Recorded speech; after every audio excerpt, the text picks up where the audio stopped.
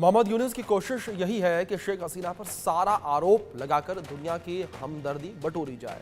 लेकिन तख्ता पलट के बाद जो हिंसक हमले बांग्लादेश में हुए हैं वो भला कौन भूल सकता है। बड़ा सवाल यही है कि हसीना पर क्राइम का ब्लेम क्यों है, क्यों ये यूनुस का डर्टी गेम है, क्या यूनुस शेख हसीना से डर गए हैं? खास रिपोर्ट में देखिए। अशांत बांग्लादेश करेगा हसीना का हिसाब, यूनुस सरकार तैयार कर रही क्राइम कुंडली। शेख हसीना से आखिर क्यों डर गए मोहम्मद यूनुस? यूनुस का डर्टी गेम, हसीना पर क्राइम का ब्लेम।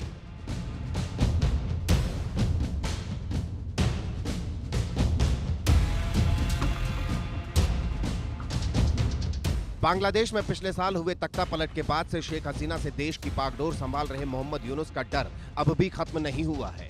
उनके बयान और फैसलों में ये डर साफ दिखता भी है। अब मोहम्मद यूनुस पूर्व प्रधानमंत्री शेख हसीना की क्राइम कुंडली बनाना चाहते हैं। ये बात उन्होंने बांग्लादेश में संयुक्त राष्ट्र के रेजिडेंट कोऑर्डिनेटर विन लुइस और उनके कार्यालय में वरिष्ठ मानवाधिकार सलाहकार हुमा खान से मुलाकात के दौरान कही। 2 मार्च को हुई इस मुलाकात में मोहम्मद यूनुस ने शेख हसीना के शासन के दौरान किए गए सभी अत्याचारों का डॉक्यूमेंटेशन करने की बात कही। इसमें छात्र आंदोलनकारियों पर कार्रवाई से लेकर इस्लामवादी नेता दिलवर हुसैन सईदी के खिलाफ फैसले के बाद प्रदर्शनकारियों पर पुलिस बर्बरता और पिछले कुछ सालों में हुए सभी एक्स्ट्रा जुडिशियल मर्डर शामिल हैं। शेख हसीना की क्राइम कुंडली को लेकर यूनुस ने कहा कि शेख हसीना सरकार में लोगों के खिलाफ किए गए सभी अत्याचारों का उचित दस्तावेजीकरण करने की जरूरत है। इसके बिना सच्चाई को सबके सामने नहीं लाया जा सकता और न ही पीड़ितों के लिए न्याय सुनिश्चित किया जा सकता है।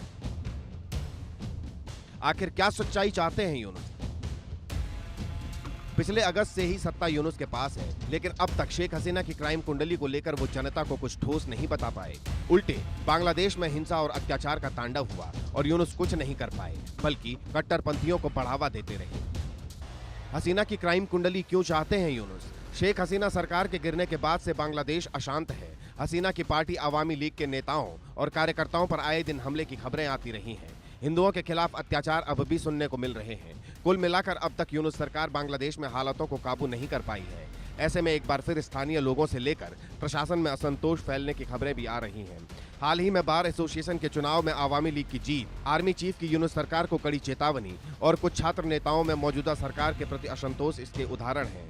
ऐसे में शायद मोहम्मद यूनुस चाहते हैं कि देश की जनता एक बार फिर से हसीना के पक्ष में न चली जाए, इसलिए उनके दौर में हुए अपराधों की लिस्ट बनाने की कवायद पर जोर दिया जा रहा है। संयुक्त राष्ट्र महासचिव का बांग्लादेश दौरा। रविवार को हुई मुलाकात में बांग्लादेश में संयुक्त राष्ट्र के रेजिडेंट कोऑर्डिनेटर विन लुइस ने यूनुस को साफ साफ बता दिया कि मानवाधिकारों के लिए संयुक्त राष्ट्र के उच्चायुक्त वोल्कर तुर्क 5 मार्च को मानवाधिकार परिषद के 55वें सत्र के दौरान दुनिया के सामने बांग्लादेश में हुए मानवाधिकार उल्लंघनों को लेकर अपनी रिपोर्ट पेश करेंगे कि संयुक्त राष्ट्र महासचिव एंटोनियो गुटरेस भी 23 से 16 मार्च तक बांग्लादेश का दौरा करेंगे। हिंसा को लेकर दुनिया के सामने बांग्लादेश की फजीहत पहले ही हो चुकी है। निकम्मी यूनुस सरकार अपनी कमजोरी और असफलता छिपाने के लिए शेख हसीना पर आरोपों की झड़ी लगाना चाहती है। वो हसीना की क्राइम कुंडली बनाकर जनता और आंदोलन करने वाले छात्रों के दिलों में बसे रहना चाहते हैं। हालांकि अब ये इतना आसान नहीं है, क्योंकि यूनुस सरकार अकेले पड़ती जा रही है। बांग्लादेश में सत्ता के संघर्ष में नई राजनीतिक पार्टी का ऐलान हो चुका है। यूनुस के खासम खास नाइद इस्लाम सरकार से इस्तीफा देकर अब मौजूदा सरकार को जन कल्याण के लिए कमजोर बता रहे हैं। ऐसे में बड़ा सवाल यही है कि मोहम्मद यूनुस शेख हसीना की क्राइम कुंडली बनाकर अवामी लीग को जनता से दूर कब तक रख पाएंगे। जिस तरह बार एसोसिएशन जैसे चुनाव में अवामी लीग की जीत हो रही है, मौजूदा सरकार के प्रति जिस तरह से जनता में असंतोष फैलता दिख रहा है, इससे साफ जाहिर है कि यूनुस का डर्टी गेम बहुत दिन नहीं चलने वाला। राजनीति के जानकार मानते हैं कि जनता द्वारा चुनी गई शेख हसीना सरकार का तख्ता पलट जनता ने नहीं किया, बल्कि ये साजिशों के तहत हुआ। ऐसे में जनता अगर उग्र हो गई तो इसे संभालना यूनुस के लिए आसान नहीं होगा।